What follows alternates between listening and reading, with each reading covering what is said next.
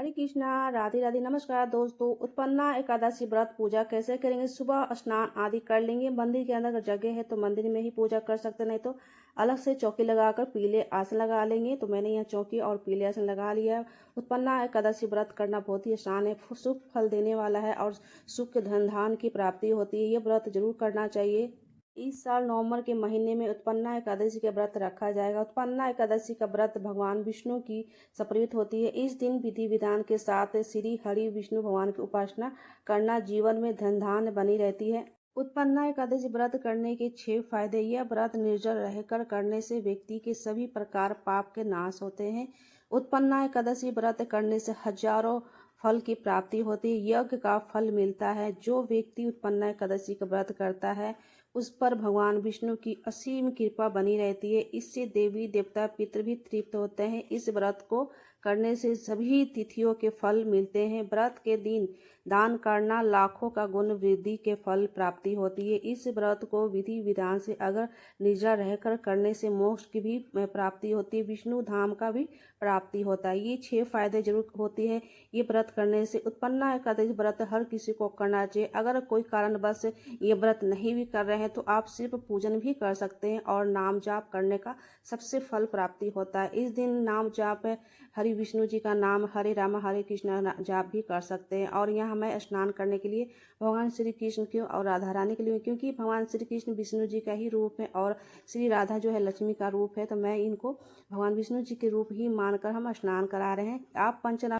हमारे यहाँ मौसम चेंज हो चुका है और हल्का हल्के ठंडी पड़ना शुरू हो गया है। सुबह सुबह के टाइम है तो मैं यहाँ गुनगुने जल से स्नान करें। गुनगुने जल में थोड़ा सा गर्म जल मिलाकर ना आप उसमें थोड़ा सा गंगा जल मिलाकर स्नान करें। अगर आपके यहाँ ठंडी नहीं पड़ रही है, मौसम ठीक है, गर्म है, तो आप ठंडे पानी से स्नान करा सकते हैं या पंचामृत से स्नान करा सकते हैं, कच्चा दूध से स्नान करा सकते हैं। अगर आपके यहाँ ठंडी पड़ना शुरू हो गई है तो थोड़ी सी जल में हम गुनगुने जल मिला लेंगे ताकि हमारे भगवान जी को ठंडी ना लगे। अगर आपके मौसम सही है तो आप ठंडे पानी से या तो आप पंचामृत से कच्चा दूध से स्नान करा सकते हैं। अगर गर्म जल में आप गंदोई स्नान कराना चाहते हैं तो उसमें थोड़ा सा चंदन और इत्र और थोड़ा सा कुंकुम मिला लें ताकि गंदोई जल बन जाएगी। तो इस तरह से गर्म पानी से, गर्म जल से हम स्नान कराते हैं।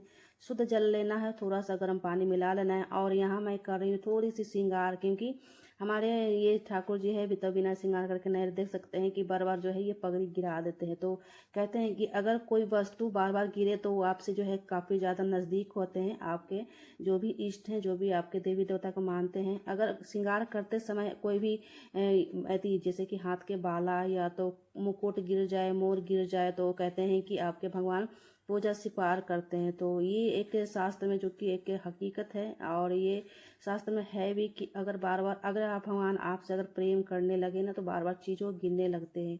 तो जैसे कि हाथ के जो भी बैंगल्स है और बांसुरी है गिरने लगे बार बार, तो समझ जाइए कि आपके भगवान आपके नज़दीक है, आपके साथ हैं।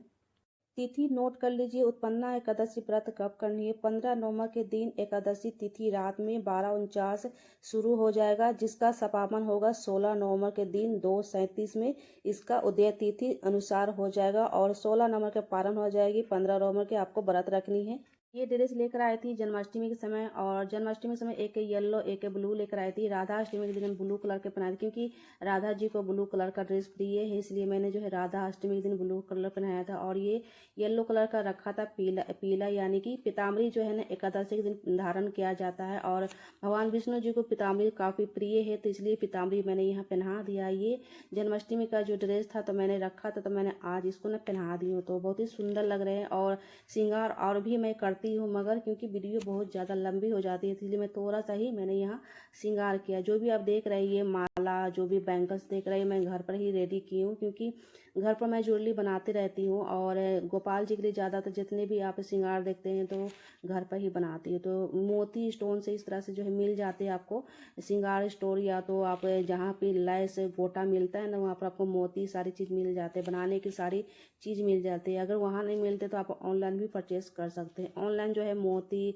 स्टोन जितनी भी वायर है सब कुछ मिल जाते हैं। मैं वहीं से मीशो से मंगा कर ये सारे ज्वेलरी मैं घर पर ही ज़्यादातर तैयार करती हूँ, क्योंकि मार्केट से लाना बहुत महंगे पड़ जाते हैं और ये सारे सामान आपको ना सस्ते ही मिल जाते हैं। आप थोड़ा सा सामान लेकर आएंगे तो बहुत सारा जो है ज्वेलरी बना सकते हैं। देख सकते हैं बार बार इनका जो हेयर भी गिर जाता है, तो मैं जब भी इनका श्रृंगार करती हूँ ना, तो वो कुछ ना कुछ इनका वस्तु जो है गिरते ही रहता है। कभी बैंगल्स गिर जाएंगे, कभी बांसुरी गिर जाएंगे, पगड़ी गिर जाएंगे, तो बहुत चीज़ ये गिराते रहते हैं। गोपाल जी भी ऐसा ही करते हैं और इनके साथ भी कुछ ऐसा ही होता रहता है।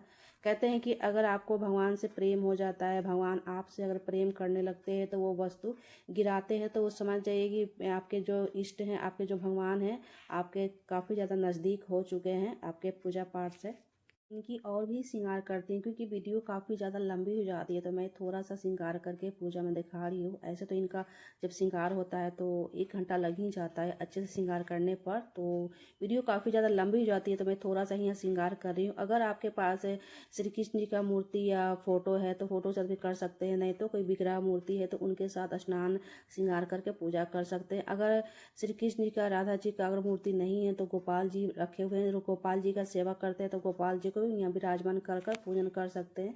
तो यहाँ देखिए इनका श्रृंगार हो चुका है, और भी श्रृंगार होता है, मगर मैं थोड़ा सा ही श्रृंगार करके वीडियो में दिखा रही हूँ, क्योंकि वीडियो बहुत ज़्यादा लंबी हो जाती है और यहाँ मुझे पूजा भी करनी है, एकादशी की पूजा भी करनी है। सबसे पहले मैंने थोड़ी सी तिल का आसन दे दिया है, और श्री कृष्ण को बैठाने से पहले भी हम तिल का आसन देकर ही यहाँ बैठाए हैं। और इस प्रकार से हम दीपक जला लेंगे, और थोड़ी सी तिल के आसन देने के बाद मैंने यहाँ घी के दीपक जला लेंगे, क्योंकि हमारे साक्षी होते हैं घी के दीपक। 33 देवी देवता जो है आह्वान की जाती है। घी के दीपक जलाने से हमारे वरुण देवता और सारे जितने भी देवी देवता हैं और यहाँ पर आह्वान हो जाते हैं। हमारे दीपक ही पूजा के साक्षी होते हैं। और यह संकल्प लेंगे थोड़े से हाथ में सफ़ेद तिल लेकर।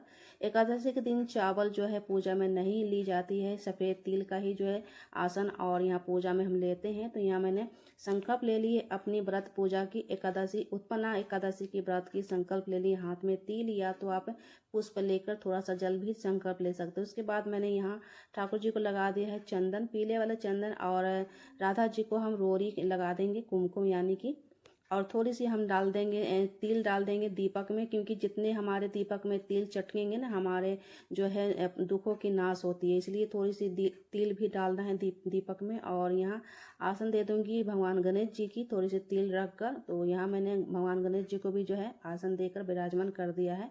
इन्हें भी जो है भाव रूपी स्नान करा देंगे और पूजन करेंगे। सर्वप्रथम भगवान को हम जो है ना इस तरह से हम जो है चढ़ा देंगे, संकल्प लेंगे कि हमारे पूजा के साक्षी भगवान गणेश जी रहें। और यहाँ मैं छोड़ दूंगी दीपक के पास।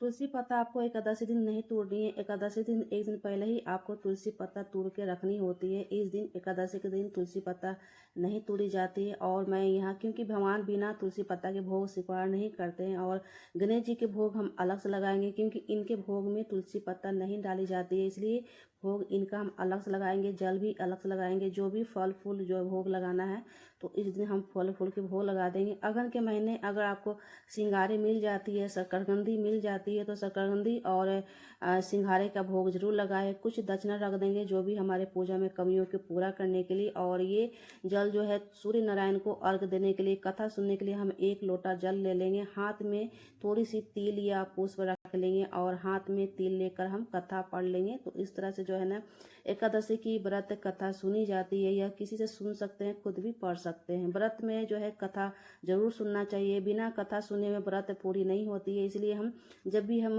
व्रत करते हैं तो कथा जरूर सुनना चाहिए। एकादशी का व्रत करें या प्रदोष का व्रत करें या तो कोई भी अन्य देवी देवता के व्रत करते हैं तो कथा जरूर पढ़ें। और यहाँ देखिए कथा मेरी हो गई कंप्लीट।